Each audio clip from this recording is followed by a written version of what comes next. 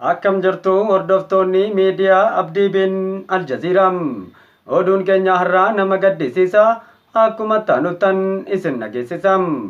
Gochi mucaa kana baay'ee na bobeesse hammanan jedhamu wanti inni balleesse daa'ima sabiyyii mucaa waggaa 7 gudeedee ajjeese. Waan namatti hin tolle isaa manni murtii waggaa 25 qofatti murteesse. Mee hubadhaa ilaalaa waan inni balleesse. Mucaan waggaa 7 isumaan gudeedee isumaan ajjeese. Dhimma kana manni murtii akkamitti ilaalee waggaa 25 qofatti murteesse. Gudeeddiinuu waggaa 18 kabajamoo mana murtii dhimma mucaa kanaa nuuf ilaala abeete. Naasuu gaafa sanaa kunoo amma yoonaa waa tokkoon dubbattu haati mucaa deesse. Hammanan jedhamu isa kaan nan dhiisee hojiin mucaa kanaa haadholii nammeeqaa uummata Itoophiyaa hunduma naasise. Ani yaddoo kana sooshaal miidiyaarran turre. Duutee daa'ima kanaa hammuma naga'ee viidiyoo chalaalee dubbachuun dadhabee dhugaa baay'ee na'e.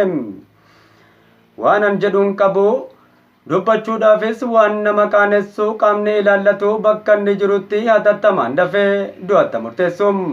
Nama ajaa kanaa rabbi na balleessu.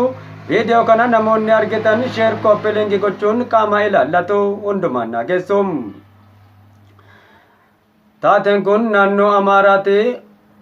Viidiyoo kana intala wayiitu hammuma naan geesse innaa lillaahi wa innaa ilaahi raaji'uun jechuu akka hin dhiifne mee namni dhageesse.